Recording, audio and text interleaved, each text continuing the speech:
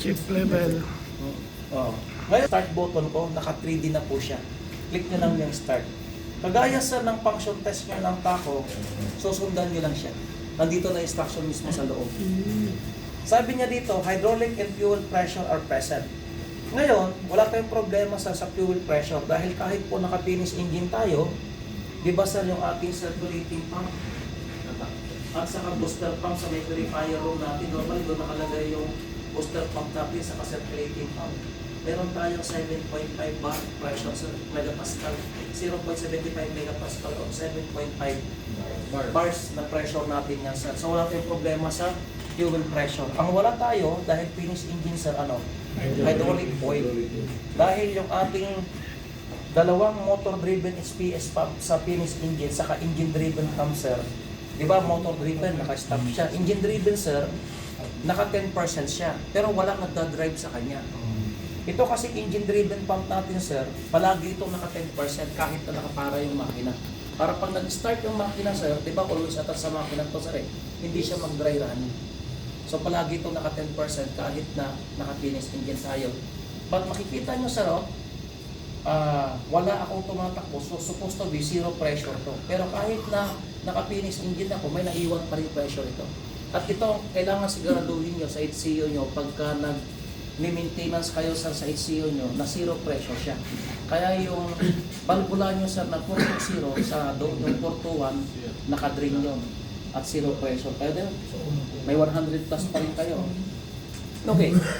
Ngayon, paano tayo magkakaroon ng hydraulic pressure? May dalawang method. Magpatakbo ka sa additional generator, then pagka tumakbo na yung additional generator, tawag ka sa bridge, pindutin nila sa yung standby button para automatic na tumakbo ang inyong motor-driven SPS pump at magkaroon kayo ng hydraulic pressure. Pero, kasabay na tatakbo yung inyong sir, yung inyong main engine auxiliary blower, which is hindi nyo naman siya kailangan. So, ano ang mas practical way, sir? Tawagan si Ile. Ile! Punta ka sa local. Di ba? May dalawa naman tayong motor-driven HPS pump. Anong gusto nyo patakbuhin ko sa 1 or 2? 2? Yung isang motor-driven pump, sir, pwede number 1, pwede number 2, ilipat nyo ng local. Then, patakbuhin nyo, sir, ng manual. Yun nga lang, magkakaroon kayo ng failure at alarma. Dahil naka-local siya. Pero pag pumunta kayo sa alarma niya sir at clinic niyo yung info, sabi niya dito, teka lang, para makita niyo yung hydraulic pressure. Nakikita niyo ba yung hydraulic pressure ko sir, tumataas na? Yung hydraulic pressure ko, ayun tumataas na dahil nakatakbo na ito ng manual Ayan Ayan. Kahit isa lang sir tatakbo yun. Kahit isa lang, basta magkaroon lang kayo ng hydraulic pressure. Dahil remember, ang pumalit sa camshaft niyo, hydraulic oil. Noong conventional engine kayo, para ma-check nyo yung injector pag nagpalit kayo or exhaust valve pag nagpalit kayo, kailangan umikot yung camshaft nyo. Paano iikot yung camshaft nyo? Kailangan i-start nyo yung makina nyo dahil nakakonect yung camshaft nyo sa chain drive na nakakonect sa crankshaft sa flywheel ng makina nyo. Di ba doon yun flywheel ito dito sa banda. Sa chain drive niya. Di ba sir? Yun. Ngayon dito, wala na kayong camshaft. Maliban lang pag MED kayo, may camshaft pa rin kayo. Ngayon, since may hydraulic pressure na tayo sir, may alarma tayo. Pero ang sabi sa alarma nyo dito, start up pump failed. Alarm, auxiliary control unit number 2. Bakit ACU2 ang nakalagay dito? Dahil ang kumukontrol sa ng motor-driven SPS pump number 2 nyo ay ECU2. Diba sir? Ngayon, ang sabi niya dito sa description ng alarma, electric motor cannot be controlled by the engine control system. Bakit? Yung first cause pa lang sir nakalagay na dito, electric motor switchboard is off or manually set to local. Kumbaga itong alarma nyo na to sir, para siyang reminder na, hoy, naka-local ako huwag mo akong kalimutan pagkatapos ng function test, ibalik mo ako sa auto. Or, ang gagawin natin yan, huwag mo kalimutan, Pero, naintindihan na ni sir yun. Bypass mo na yung sa contact doon. Para wala yun. Para wala na. Ayos talaga si Ilan. Magaling. Yung OWS ko, alarma na ng alarma, pwede mo bang i-bypass? Pag napicturan ka, huwag ka papayag. Hawag din sir. Nabasa. May hydraulic pressure na tayo. So, okay na. Kita natin sa yung next. Sabi niya dito, an assistant is standing by for listening to fluid injection and shockwave. Ibig sabihin sir, may mga tropa tayo dito sa kunwari, cylinder number 6, na hahawak dito sa high pressure pipe sa kanila. O kung may indicator pa kayo, makikita nila na yung indicator ng exhaust valve sa lumalabas. Ngayon, pag may tropa na kayo doon, ang sabi niya kasi dito, an assistant. Pwede naman sa dalawa, pwede tatlo. Kung sino yung libre. Malungkot naman kung mag-isa sa sarili, wala siya nakwentuhan. Pero kailangan, may radyo sila na maayos, na may maayos na battery. Pag meron na sila doon, click next. Ngayon sir, ang natatapos pa lang natin sir, preparation pa lang ng HCU function test natin sa cylinder number 6. Ito pa lang sir yung actual na test ng PIBA natin sa calibration ng standard natin. Click start. Sabi niya rito, set CCU and test mode. Currently, nasa normal mode ako. Hindi nyo na kailangan, ang gagamitin nyo na reboot button, itong button na to. Hindi yung reboot button niya to. Itong reboot niya rin. Mapapansin nyo, pag click ko itong reboot button, yung CCU number 6 nyo sir, yun nyo sir, nag-orange na sir yung ilaw ng lit light niya. Pero hindi pa siya naka-test mode ngayon. It takes time sir para mag-test mode yan. Well, process kasi ang paglilipat from normal mode to test mode. Approximately, sakto na barko, mga 10 minuto rin ito. Pero sa training center, normally mga 3 to 5 minutes lang kami. Ngayon sir, napansin nyo, naka-test mode na ako. Paano nyo malalaman na naka-test mode na tayo? Pag lumipat kayo sa maintenance, troubleshooting page, hindi pa siya naka-test mode. Pag lumipat tayo sa maintenance, troubleshooting page, ayun dito sa naka-test mode na ako dito. Pero dito, nagkukuha pa siya sa ayan, test mode na. Pwede rin kayong pumunta sir, sa maintenance system view. Tignan nyo sir, yung ibang MPC, active sila sir, di ba? Active. Pero ano nakalagay sa CCU number 6 sir? Naka-PT. Or, ibig sabihin, naka-test mode na tayo. Kailangan i-confirm nyo kasi sir na naka-test mode muna tayo. So, since na-confirm na natin sir na naka-test mode na tayo, tanggalin ko lang itong alarma para hindi tayo malito. Magsimula na tayo mag-function test. Okay, make an injection and evaluate the sound. Click that. So dito, ang pula natin tinetesting sa fuel injection mode. Yan.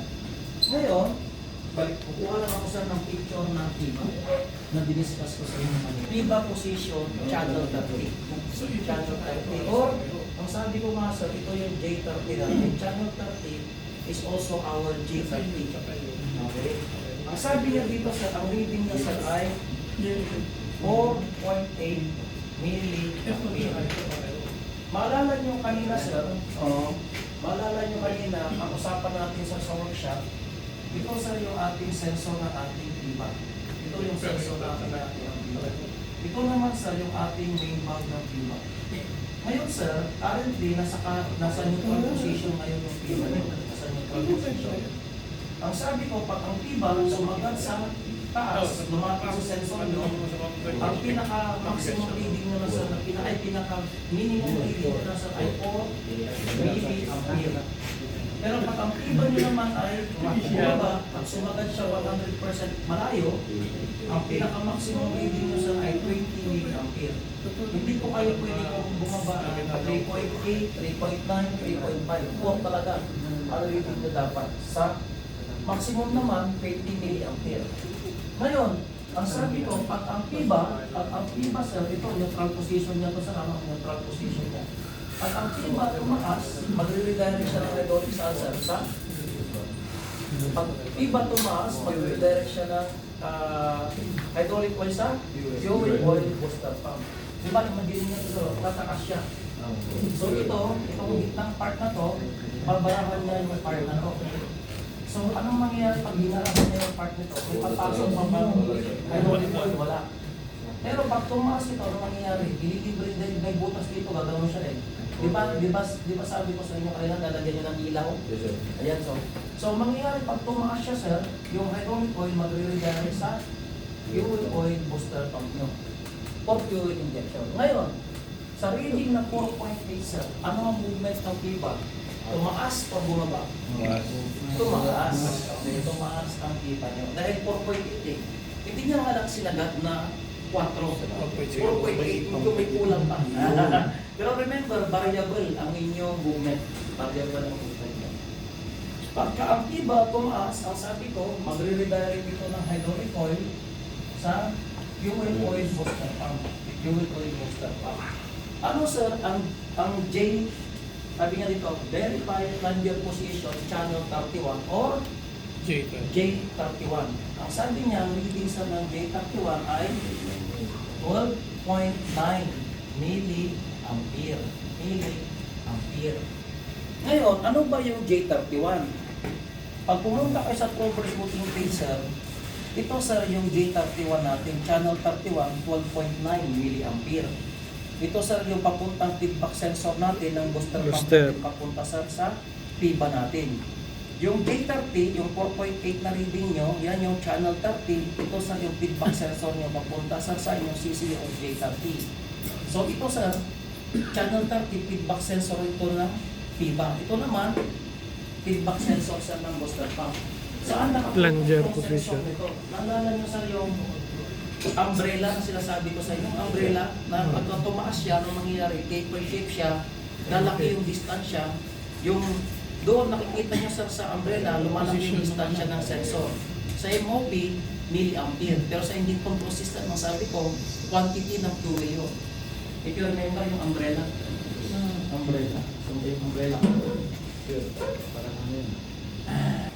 Sa 12.9 milliampere na yan, nagkaroon ba kayo ng ang umbrella niyo ba tumaas? O neutral position, tumaas siya.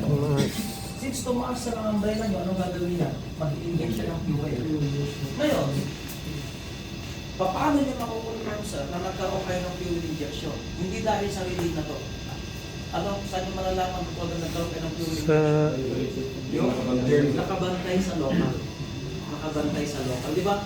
Ngayon, kunwari, tawagan nyo sila. Then ito, sa reading na to, tumaas yung par. Tumaas yung sensor ay tumaas yung reading niya dahil yung umbrella, tumaas siya kung ano, taper yung shape niya kaya 12.9. Pero paano nyo malalaman na nagkaroon ka talaga kayo ng fuel injection? Yung mga nasa local. Nasa tatawagan nyo sila. Mga tropa! Kumusta? Nakaramdam ba kayo ng jerking doon sa high pressure pipe? Kasi sinabi nila, sir, wala. Hindi kayo sigurado kayo, wala. Dito, okay naman yung reading ko. Hindi sir, talaga wala. Nakahawak talaga kami. Posible kasi mangyaring wala talaga. Bakit? Kahit kayo sa conventional engine, yung unang try nyo na mag-start ng makina, walang pressure. Dahil basyada pa sa yung linyada. Pagka gano'n ang nangyari, dahil sila talaga yung magpo-confirm, kung gagawin nyo, sigurado kayo wala kayong naramdaman sa high pressure pipe. Wala talaga sir, ang kulit mo! Wala kayong maniwala, tumunta!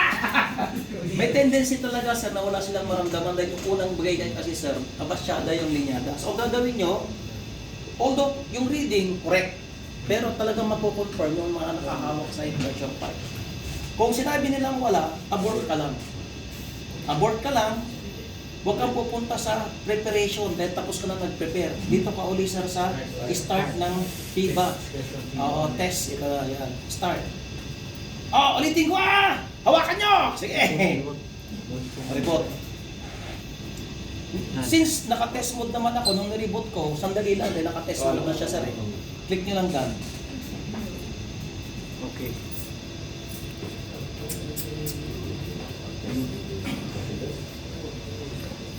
Nasa makatayo ako pero humihilig ako sa... pero malapit na. Ngayon, Meron na. tawag kayo ulit sa kanila. Kumusta? May naramdaman ba kayo jerking? Dahil okay naman yung reading ko, 12.9 eh. Sir, yung forward, meron. Pero yung, di ba, dalawang injector, minsan tatlo. Pero sir, yung pupa na injector, yung up na injector, sir, mahina. Pero meron. Pero mahina. Pwede sir, ulitin nyo pa isang beses. Sige, ulitin ko! Pag nandoon na ako, tatawag ako sa baba. Pinutin mo tong dan. Ate, abort muna. Ayan, balik. Start ulit doon. Reboot muna. Tapos, done muna. Ayan. Ayan. Sabi ko, Sek, doon ako. Ako ayaw maniwala. Diba, kung hindi ka maniniwala sa kanila, ikaw ang gagawa. Kaya maniwala ka. Tama ba, sir? Ano? Yan. Ngayon, diba, nakapangatlo na tayo. Ano ang balita? Pangatlo na to eh. Sir, okay na. Malakas na. Dalawa na. Dahil minsan kasi sir, may time na maaaring wala. Kahit sa conventional engine eh. Yung unang kickstart nyo sir, di ba, minsan wala. Dahil basyado pa yung linyada. Normal lang yun, basta ma-confirm nila kung meron. Ngayon, ang sabi niya dito, verify exhaust valve position channel 34. Ano ba yung channel 34, sir? Yan yung J34 nyo. Yan o, channel 34. Ano ba yung channel 34 natin? Yan yung J34 natin. Ang sabi niya rito, yung J34 daw, sir, ang reading nyo ay 7.6 milliampere. Sa 7.6 milliampere, sir, ano ang position ng exhaust valve nyo? Open or close? Open. Close. Bakit, sir? Remember, Parang walang... ang piba nyo sa reading na... Iba dito piba. Remember, ang piba nyo sa reading, sir, na 4.8 milliampere, ang piba nyo, sabi nyo sa akin kanina, tumaas. Pag tumaas siya, saan siya magre-redirect lang ng hydraulic oil? Fuel oil booster pump lang, di ba? May fuel oil ba na nai-redirect sa exhaust valve actuator nyo? Wala. Since sa exhaust valve nyo, meron kayong air spring. Ang trabaho ng air spring sa keep close yung exhaust valve nyo. Walang nai-redirect na hydraulic oil sa exhaust valve actuator nyo, hindi nakapag-produce ang exhaust valve actuator nyo ng enough pressure para talunin yung air spring pressure nyo. So, ang na-maintain siya sa close position. Then, ang PIBA, pwede lang siya mag-redirect ng hydraulic oil one at a time lang. Fuel booster pump nyo or exhaust valve actuator, pero hindi pwede sabay. Okay. Then, pag nakapag-inject na siya, babalik ulit siya sa neutral position. Di ba? Babalik ulit siya, ang sabi ko, babalik ulit siya sa neutral position. Itong gitna na to, pupunta ulit dito. Ngayon, yung mga drain ports nyo, nakabukas ulit yan. So, ano mangyayari sa hydraulic oil nyo? Bagsak ulit. Bago siya bumaba, di ba? Tumaas siya, dadaan ng neutral position, bababa. Pag dumaan siya ng neutral position, magdidrain siya ng hydraulic oil. Pag bumaba siya for exhaust valve actuation sa opening, pag nag-neutral ulit siya, ano mangyayari? Magdidrain ulit siya. Magko-close naman yung exhaust valve nyo doon. Dahil, ang exhaust valve nyo, palagi may air spring yan. Ang trabaho ng air spring, magsarado ng exhaust valve. Pag ang PIBA nag-redirect ng hydraulic oil sa exhaust valve actuator, ang exhaust valve actuator yung trabaho niya lang, mag-produce ng enough hydraulic pressure para talunin yung air spring pressure nyo, para bumukas siya. Pero pag walang nai-redirect na hydraulic oil, ang inyong exhaust valve dapat palagi yan sa close position. Agree ba kayo, sir? Yung day 1 na video ko, naalala niyo yun? Day 1 na video. Balikan natin sa yung day 1 na video. Anyway, wala namang masama. Yan. Kunwari, sir, ang CCU nyo, naka-receive ng tamang crankshaft position sa inyong angle encoder para sa opening ng exhaust valve. Uutusan niya, sir, ang pilot valve para utusan, sir, ang main valve na bumaba. Ito kasi nakahiga siya, pero actually nakatayo yung saktor na valve. Tignan niyo, sir, pag bumaba siya, hintayin niyo malapit na. Ito yung hydraulic pressure nyo, nakaharang dito, walang nai-redirect na hydraulic oil, ang drain line nakabukas. Pero pag bumaba siya, yung hydraulic oil nag-redirect sa exhaust valve actuator sa bubuksan yung exhaust valve. Di ba? Pag bumaba siya. Ngayon, pagka masasarado na siya, tignan nyo sila, dadaan ulit siya ng neutral position itong PIBA. Hoy, PIBA, mag-neutral position ka. Yan. Pag nag-neutral siya, sarado ang redirection ng exhaust valve, yung drain line, nakabukas ulit. Ngayon, kunwari naman, naka-receive ang inyong CCU ng tamang crankshaft position sa fuel injection. Uutusan niya yung PIBA na tumaas. Actually, ito nakahiga kasi siya, pero sakto na ba o tataas dapat siya.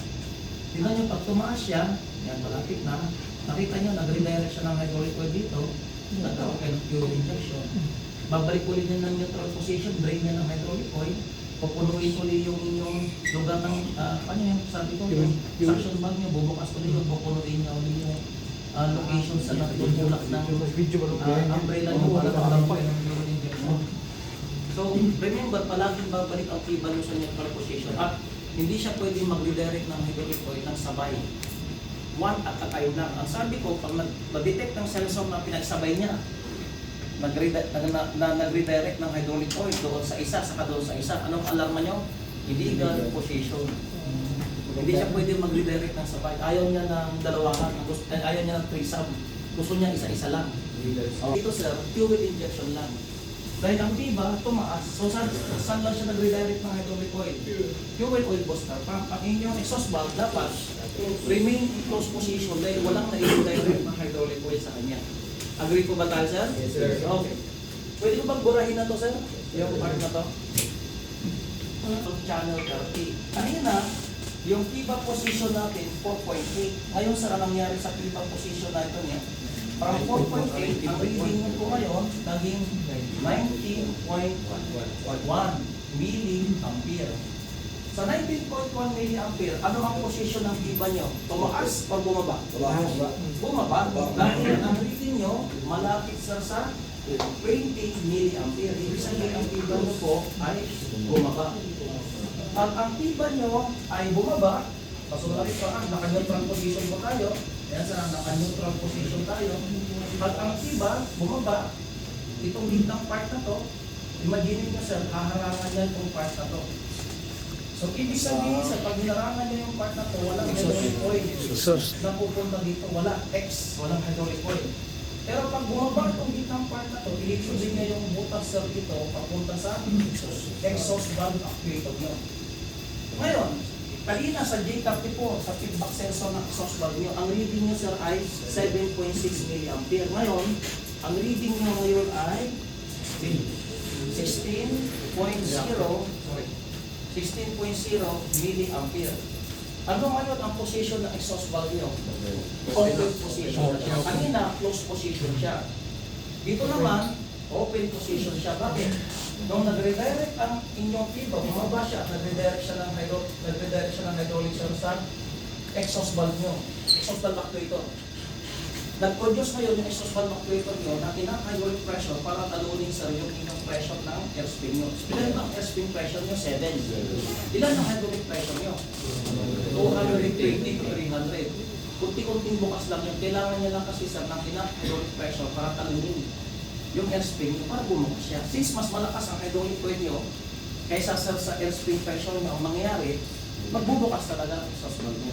Pero kontrolado niya naman. Actually, ang inyong piba nagre-redirect lang sa hydraulic oil sa exhaust valve actuator nyo. Di ba yung exhaust valve actuator nyo, may hydraulic oil din yun ang papunta sa exhaust valve nyo. Di ba? Yung piston, pataas din yan sa di ba? Okay.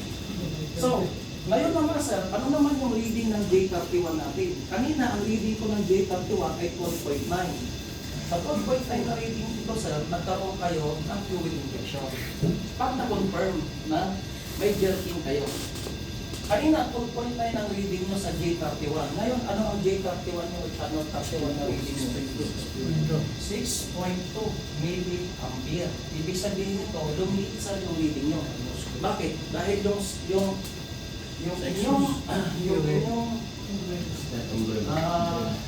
sensor, kanina ang reading nyo was 12.9 nandito siya. Ngayon sir, lumapit ulit siya doon. No? Diba? So ang reading niya lumiit. So, hindi nagkaroon ito ng movement. Ibig sabihin nito, nagkaroon pa kayo ng fluid injection o wala? Wala. Dahil ang piba, bumaba, exhaust valve. Nag-redirect lang siya sa exhaust valve of pressure. Agree po ba kayo dyan sa reading natin? Ngayon, assuming nakalimutan niyo po yung turo ko. Kung bakit 4.8, 1.9, 7.6, 19.1, meron po kayong tinatawag sa reference sensor dito. Reference reading dito. Basta pasok po siya sa reference reading. Pero again, hindi siya pwedeng mag-reading ng 3.2. Watt ko lang po ang pinakamababa niya. Hindi po siya pwedeng mag-reading ng 20.5. Pinakamataas na po yung 20. Maging yellow alarm kayo. Maging yellow alarm kayo. Wala pong 20.5. Pwede rin mag 3.5 kayo, pero may alarma kayo. May alarma po kayo. Okay, dahil ang reading nyo sir ay between 4 to 20 milliampere lang po. Okay ba ba? Okay. Ngayon, pag may pinalitan kayo sa HCU nyo, like piba, injector, exhaust valve, ang mandatory sir, save ang pipiliin nyo. Nasa instruction manual nyo yan. Pero assuming sir, nag-function test na lang kayo, gusto nyo lang i-testing, pero wala kayong pinalitan, wala kayong ginawa. Skip lang po kayo. Assuming sir, may alarma kayo, abort po lang kayo. Or assuming may problema, abort lang kayo. Balik ulit kayo sa start. Pero hindi kayo babalik sa preparation. Dito na kayo sa start at tapos na yung preparation nyo. Assuming sa nag-function test kayo, may alarma, abort kayo, i-rectify nyo yung alarma, function test ulit kayo. Pagka nag-function test kayo, may alarma pa rin, abort ulit, rectify nyo ulit yung problema, function test ulit kayo, may alarma pa rin, abort ulit kayo. So pabalik, hanggang mawala yung alarma. Pero hindi kayo didiretso sa baba hanggang mukha siya. Hindi nyo nare-rectify yung alarma. Pero at least naka-finish engine kayo. Okay, hindi na kayo mag-kickstart. Diba? Ngayon, may ibang chip engineer sir, kahit sa mga kabats ko, is that ayaw nilang gawin itong test of feedback, calibration, and fuel plunger. Ayaw nilang gawin ito. Dahil may calibration kasi ito sa nakalagay dito. Yung iba, pagkatapos ng preparation, didiretso na sila dito. Ay, teka lang, mag-save muna ako. Para remember pagka may pinalitan kayo, magsisave kayo mandatory. Pero kung nag-function test kayo, wala naman kayong ginala, wala kayong ginawa, skip lang kayo. May ibang chip engineer sir, pagkatapos ng preparation na to, didiretso, hindi na sila dadaan dito sa test of PIBA valve and calibration of fuel plunger. Dumidiretso sila dito sa cyclic test. Pwede rin yun. Cyclic test. Para cyclic test lang nila, continuously opening yung exhaust valve, saka nag-i-inject lang ng injector. Hindi na sila sir nagre-reading ng PIBA dahil wala naman silang ginalaw sa PIBA. Injector lang, saka exhaust valve lang daw ang ginalaw nila. Pwede rin yun. Paano ba ginagawa ang cyclic test? Akin kasi sir, ako step by step talaga ako ng panahon ko. Hindi dahil sa gusto ko o ayaw ko, gusto ko ipakita sa susunod na generation na meron na to. Dahil, kunwari umuwi ako, hindi ko na rin kasi makokontrol yung susunod na chief engineer. Pero habang nandoon ako, hopefully mahawakan ng tropa. Dahil bakit? Habang nahahawakan kasi nila sa barko sir, mas malakas ang loob nilang gawin yan. May oras pa ba tayo? Okay pa, meron pa. So click nyo lang sa yung start. Sabi niya dito, set CCU in test mode. Assuming hindi pa kayo naka-test mode, it will take you around 10 minutes. Pero di ba naka-test mode na ako eh. Kaya pag nireboot ko, sandali na lang dahil naka-test mode na ako eh. So paano ginagawa ang cyclic test? Kunwari, yung exhaust valve sir, gusto yung testingin na continuously opening and closing. Click nyo lang yung start exhaust valve. Tignan nyo dito sir, nakikita nyo yung length of stroke ng opening niya. 76.1 fully open siya. Yan. Dito nakikita nyo sir yung length of stroke ng opening niya. Pag lumipat kayo sa HCO troubleshooting page sir, nakikita nyo yung channel 34. Ano yung sa cylinder number 6? 7.5, 16, 7.5, 16, 7.5, 16, 7.6, 16. Yung 7.5, 7.6 close position siya. Yung 16.0 at 16.1 open position siya. Remember, variable kayo sa pag tumatakbo. Ito sagad siya. Sagad na position. Yan Kaya yung kaman, nag-reading siya. kaman yun sir, kaman. So si Piba sir, lagi yung kapatid. Hindi, si PIBA, ang nangyayari si PIBA, ang movement lang ito, neutral down, neutral down, neutral down. Hindi siya tumakas. Oh, neutral down, neutral down, neutral down. Ay yung exhaust valve nyo naman, open, close, open, close, open, close, open, close. Masarap. Push and pull. Contento na kayo sa continuous opening ng exhaust valve nyo. Kita nyo dito sa rock. Diba sir? Stop nyo lang. Okay, stop nyo lang. Ngayon, kunwari sabi ng tropa, sir, ako naman dyan sa taas. Dito naman kayo para makita ko kung saan nyo piniting ko. Bigyan nyo lang. Basta may oras. I-start nyo lang ulit. Anong problema? Ipapaliwanag natin. Yan, tayo. Okay. Ganito ang single injection sir ha. Hindi naka-finish engine kayo. Wala pa yung combustion. Huwag masyadong marami. Dahil baka maipunan yung labaw ng piston mo. Single injection. Pag single injection sir, hindi naman ibig sabihin na isa lang. Sa experience ko, yung 3, 4, walang problema. Dahil, di ba, hindi naman automation ang tinetesting natin, opening pressure lang. Pag automation kasi, madami yan. Ganun eh. Dito, parang isang tutok lang to. Yung 2, 3, para nyo lang minarkahan sa yung ibabaw ng kanya. Pero para makasigurado kayo, mga 3, 4 sa experience ko sir, walang problema. Pero kung mag-i-airblow kayo at tinesting nyo yan, sarado na lang yung indicator ka para hindi makumalan yung sakasakali. Pero sa experience ko yung opening kasi niya, parang gumanon lang yan isang bigayan lang yan. Hindi yan yung hindi siya automation. Bawal nang i-testing ang automation ngayon. Opening pressure lang sa kaligtis ang tinetesting natin ngayon. Ganon din ito. Opening pressure lang ang tinetesting nito sir. opening pressure lang. Ngayon, before mo, para nakaready lang. Ngayon, ang gawin nyo, pidutin nyo lang. Sige, sir, pidutin mo. Single injection. Yan. Pagka pinindot mo yan, bumaba na sir yung button niya, pagkatapos niyang bumalik sa normal, tapos na yun. Isang putok lang yung Tapos na. Isang putok lang. Sandali lang yan, hindi yan. Kumbaga sabi ko kasi Baka experience short ko time na yung pala. 3 injection testing o 4 sir, walang problema. Hindi talaga hindi pwede nyo i-double check sir, pag binaba nyo yung piston nyo sa scavenging, hindi rin madami masyado para lang siya gumano ba. Pero 2 nozzle yun. 3 nozzle yun. Mga experience ko 3, 4, hindi masyadong marami. Unless may leaking talaga kayo sa injector. Pero yung forward injector ng number 6, malakas na, kumikikid na, pero yung up, medyo meron, pero mahina. Sige ba? Sa ulit. Isa nyo sa opening exhaust valve nyo, sa single injection nyo.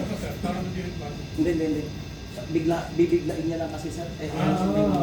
Isang pitik lang yun. Pero pag kailangan yung gawin. Ang pag-i-end test kasi sir ng inyong function test is a process. Di ba computer to mga to, sabi ko sa inyo? Kagaya ng computer nyo, saan kayo nag-on sir? Sa power on button. Pero pag nagsha-shutdown kayo, saan kayo nagsha-shutdown? Sa system. Sa start button, then shutdown.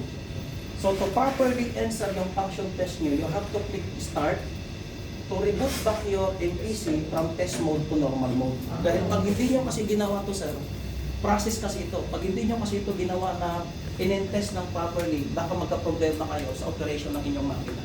Baka may mawalang program. So to properly end your function test sir, click start to end your function test to reboot back your MPC back from test mode to normal mode. Okay. So kahit mag-balik. Kasi sir na ganito ang mangyari. Teka, yan sir naka-normal mode na ako. Paano ko malalaman na normal mode na ako? Maintenance system yun, naka-active na ako. So, okay na ako. Isa na lang sir yung maiiwan kong alarma. Yung local ng CS pump ko. Pag binalik ko to sa remote, tignan nyo sir, wala na rin yung alarma ko. Ngayon, may topic kasi yung mga kabats ko, kahit naman pinaliwanag din nila. Tapos yung kabats sir, kahit sa mga kabats ko, ayaw nila mag-function test sir ng ito. Oo, dahil ito kasi sir, sinasagad niya sa yung umbrella sa taas. Pag sinagad niya yung umbrella sa taas sir at madumi yung ibabaw nito, may tendency na mag-stack up yung umbrella dito sa taas. Dito. Kaya ang gagawin nila, sabi nila sa akin, bubuksan pa lang namin ito yung sa ibabaw. Then itutulak nila para bumaba uli yung umbrella. So ayaw nila ng function test na to. Pero yung kasi yung topic na yan sir, sabi ko sa kanila, maaaring mangyari yan. Pero hindi nyo na kailangan buksan ko, sabi ko. Kaya yan nakataas, may hydraulic pressure kayo dito. Mas mataas ang hydraulic pressure nyo kaysa sa fuel pressure nyo. Ngayon, pang gagawin nyo lang naman dito sir, ang gagawin nyo lang naman dito, Drain. ipara nyo itong hydraulic pressure. Drain nyo sir yung 421. Yung fuel pressure nyo na 7, sabihin natin 7.5 to 8.5. Papasok yan dito, bubuksan niya dito. Yan ang matutulak. Ito ba nito? Ito take time. Pero hindi niya kasi may tutulak yan kung may naiwan na 100 bar na hydraulic pressure dito. Dahil ano mas mataas? 100 bar? 100 bar o 7.5? Mas mataas pa rin yung 100 bar. Kaya kailangan para yung hydraulic pump, release mo yung pressure nito sa 421. Yung 421 na drain valve natin. Pag bumagsak na yung pressure niya, sir, ano mas malakas? 0 pressure o 7.5 na fuel pressure? Huwag nyo hindi nyo nabubuksan yung ibabaw nito. Yan ang paliwanag ko sa kanila. Dahil nangyari din sa akin yan eh. Ano mas malakas? Yung 7.5 na fuel pressure o yung kamay ng tao mo na nagtutulak ng umbrella? So, bakit? Mas mataas pa rin yung 7.5 dahil pag kinonvert mo kasi sa kilogram per centimeter square ng bar, ang ibig sabihin niya dyan, 7.5 kilogram per centimeter square. Eh ikaw, kahit ka 100 ka, mas malakas pa rin yung 7.5 bars tayo.